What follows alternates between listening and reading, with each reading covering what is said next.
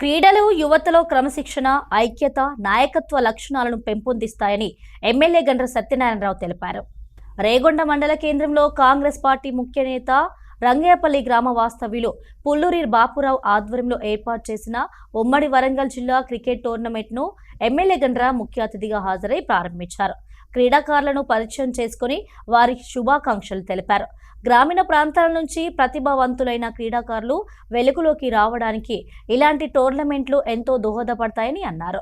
ప్రభుత్వం క్రీడలు, యువత అభివృద్ధికి ప్రాధాన్యత ఇస్తుందని, క్రీడాకారులకు అవసరమైన మౌలిక సదుపాయాల కల్పనకు కృషి చేస్తామని ఎమ్మెల్యే హామీ ఇచ్చారు. యువత చదువుతో పాటు క్రీడలపై కూడా దృష్టి సారించి ఆరోగ్యవంతమైన సమాజ నిర్మాణంలో భాగస్వాములు కావాలని పిలుపునిచ్చారు.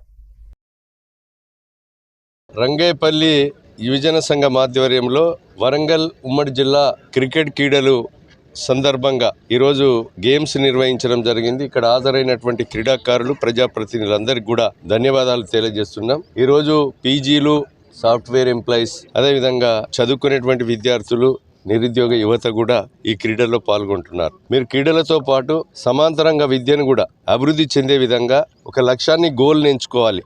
క్రీడాకారులు ఎంచుకొని ఆ గోల్ రీచ్ అయ్యేదాకా పట్టుదలతో ఒక నేషనల్ స్థాయిలో, అదేవిధంగా ఒక జాతీయ స్థాయిలో క్రీడాకారునిగా ఎదిగే కొరకు ఒక గోల్ని ఎంచుకోవాలి. అదేవిధంగా ఒక లక్ష్యాన్ని కూడా, ఒక సైంటిస్టో, ఒక ఐఏఎస్, ఐపీఎస్, ఒక లెక్చరరో, లేకపోతే ఏదో ఒక లక్ష్యాన్ని ఎంచుకొని ఆ గోల్ రీచ్ అయ్యేదాకా క్రీడాకారులు ఉత్సాహంతో ముందుకు పోవాలి.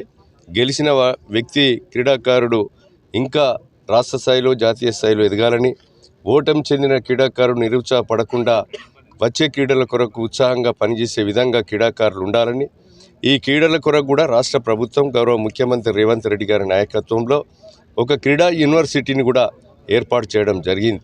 క్రీడా యూనివర్సిటీతో పాటు నియోజకవర్గ కేంద్రాల్లో కూడా ఒక స్టేడియంస్ను కూడా ఈరోజు భూపాలపల్లి నియోజకవర్గ కేంద్రంలో 10 కోట్ల రూపాయలతో ఒక స్టేడియంను కూడా తీసుకురావడం జరిగింది.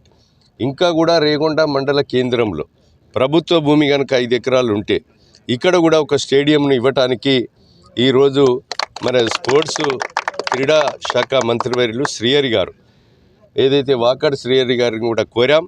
ఇది రేగొండ సెంటర్లో ప్రభుత్వ భూమి దొరికితే ఇక్కడ కూడా ఒక స్టేడియంను ఏర్పాటు చేసి క్రీడాకారుల కొరకు ప్రోత్సహించడం జరుగుతుంది. ప్రభుత్వం క్రీడాకారులతో పాటు విద్యను, వైద్యాన్ని అన్ని రకాలుగా సమాంతరంగా తీసుకుపోవటానికి ప్రభుత్వం మరి కృత నిశ్చయంతో గౌరవ ముఖ్యమంత్రి రేవంత్ రెడ్డి నాయకత్వంలో పనిచేయడం జరుగుతుంది.